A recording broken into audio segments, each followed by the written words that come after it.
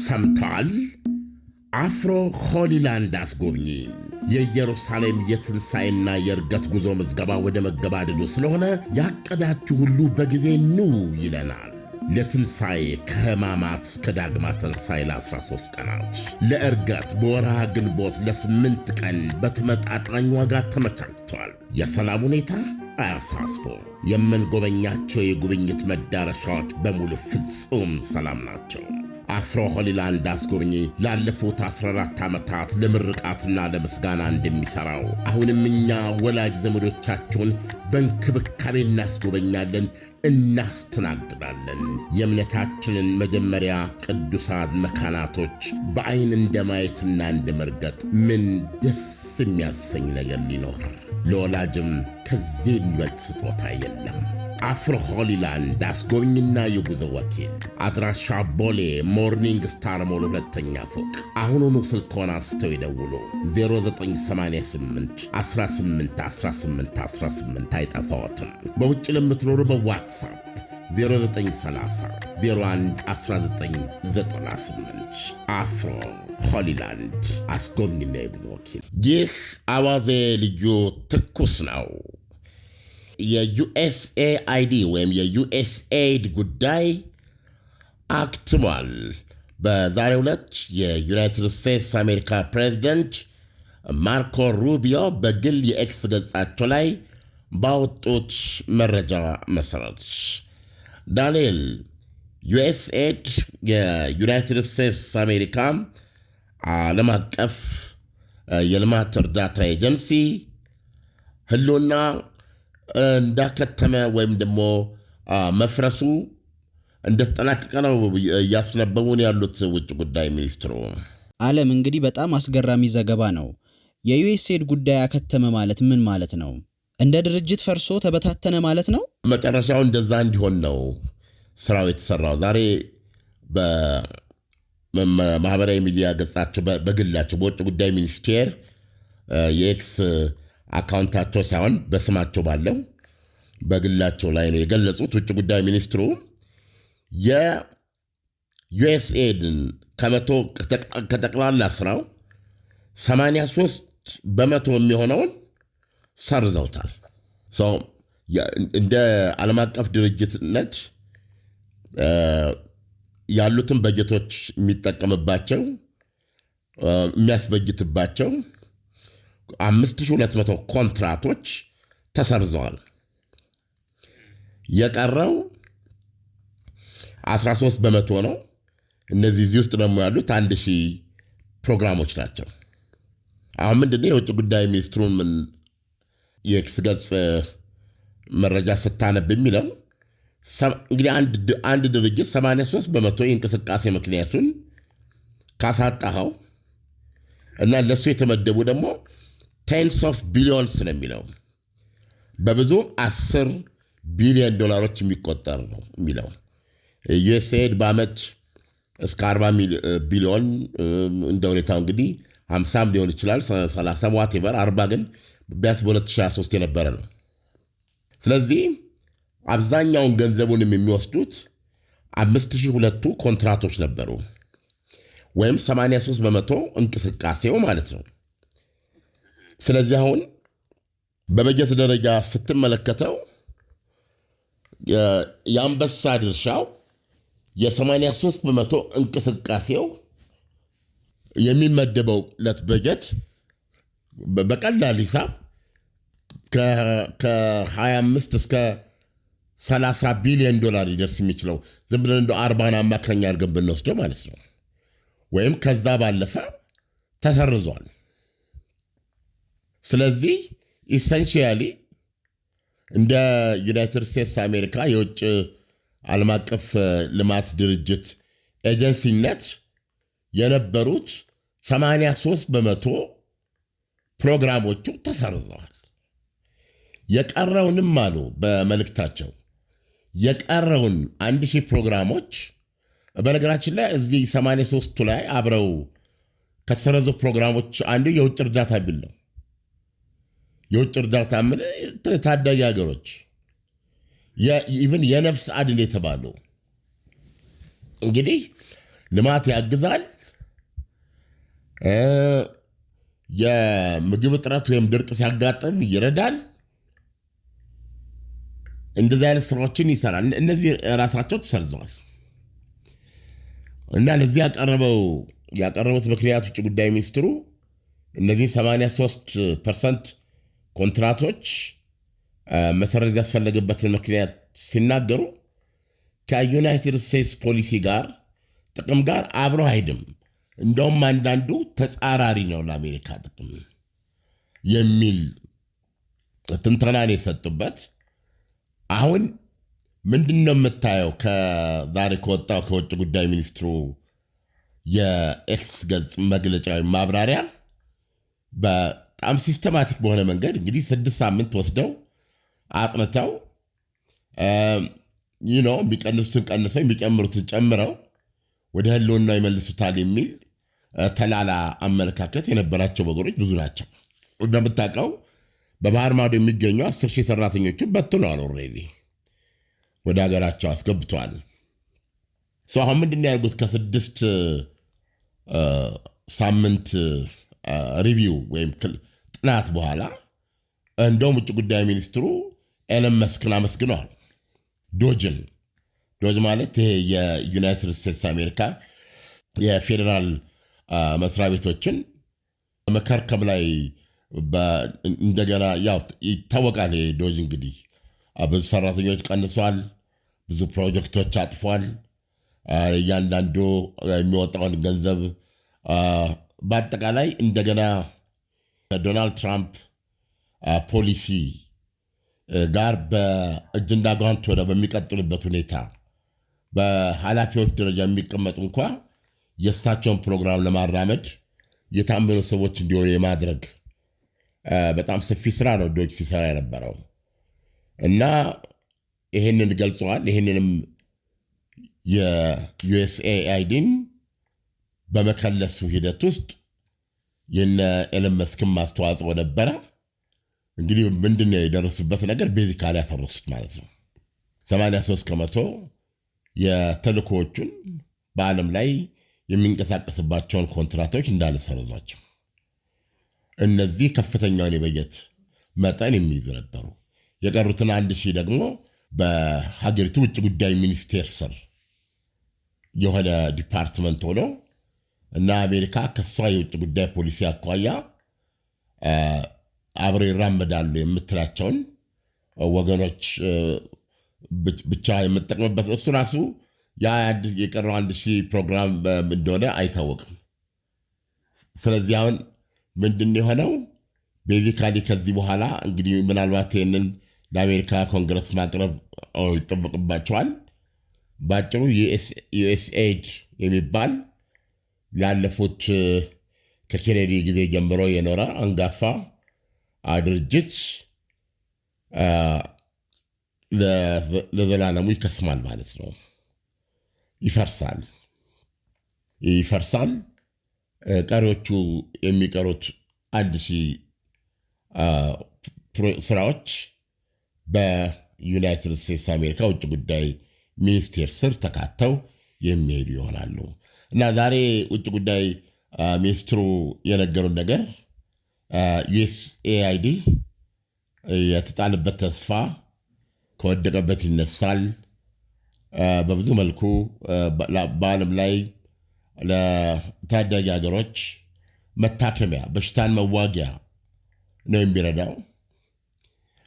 ለልማትም በጣም ይረዳል።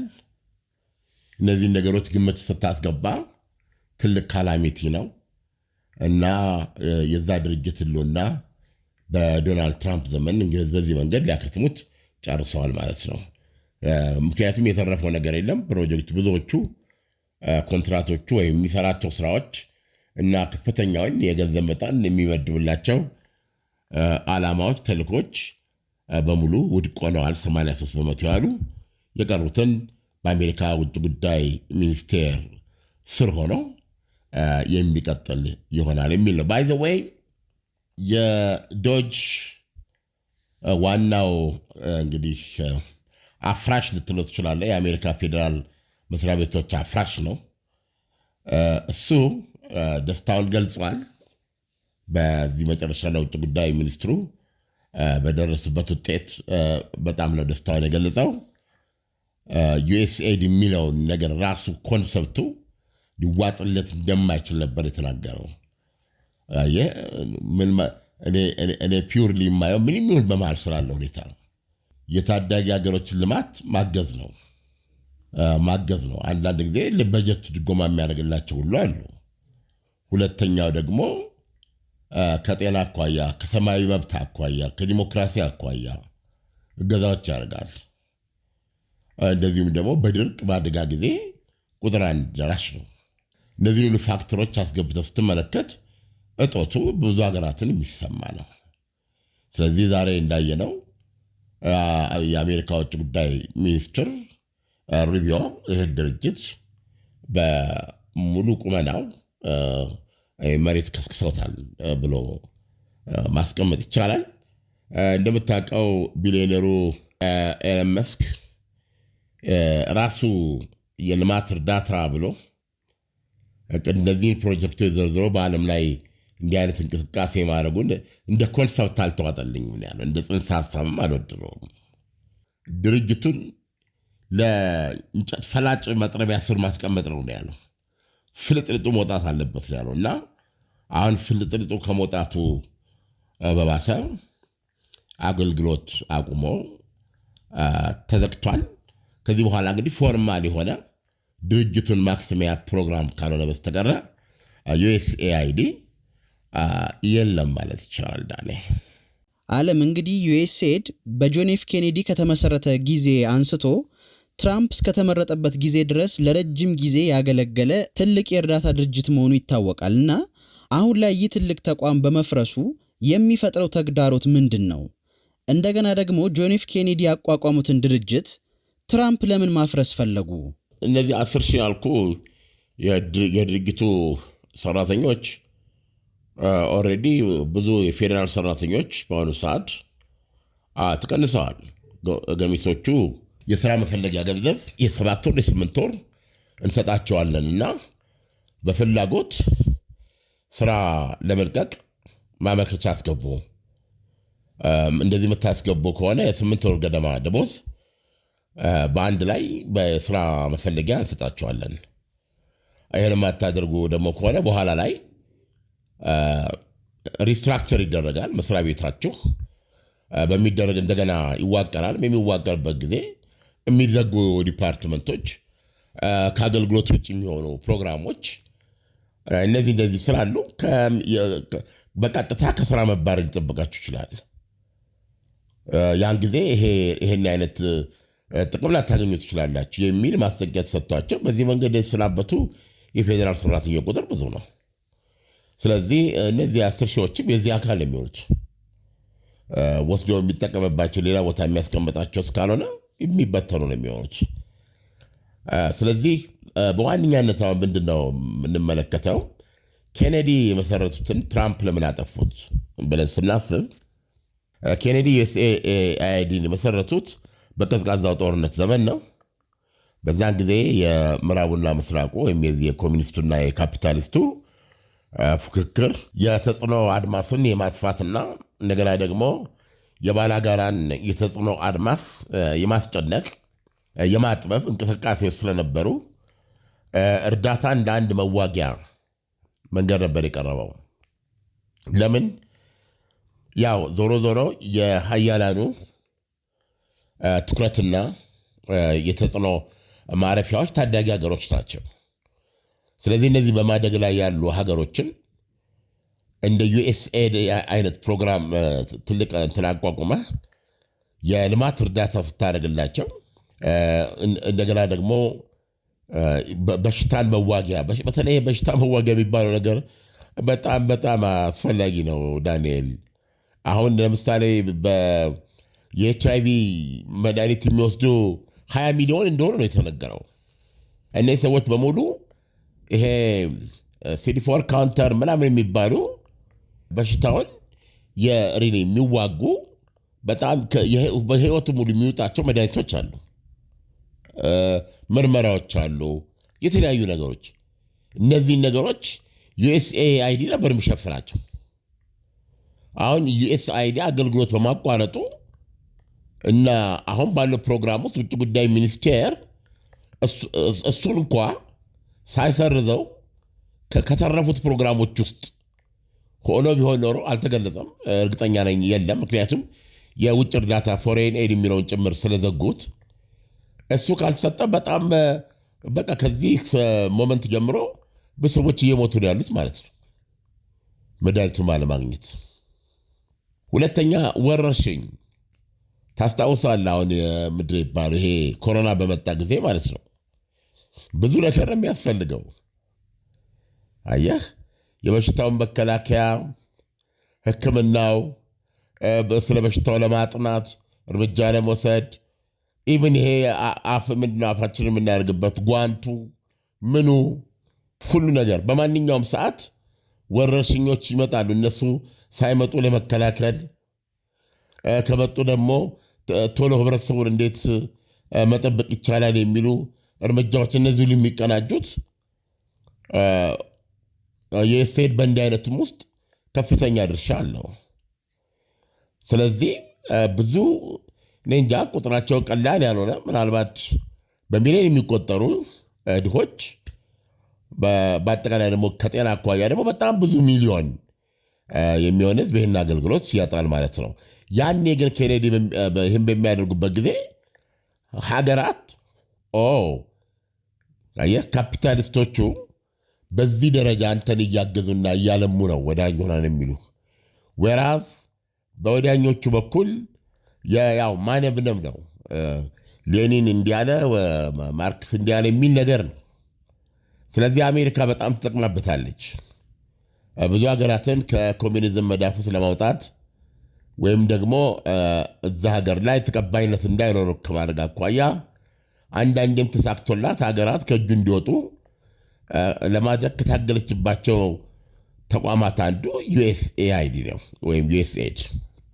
ዶናልድ ትራምፕ ግን በአጋጣሚ ዓለምን የሚመለከቱት አሜሪካንን ታላቅ ከማድረግ አንጻር ነው እና አሜሪካንን ታላቅ ከማድረግ አንጻር ደግሞ ከማንም ጋር ይዋላሉ፣ ችግር የለባቸውም። ስለዚህ በሪዮት ዓለማጥር ውስጥ ቆመው ለዚያኛው የሚል አመለካከት የላቸውም።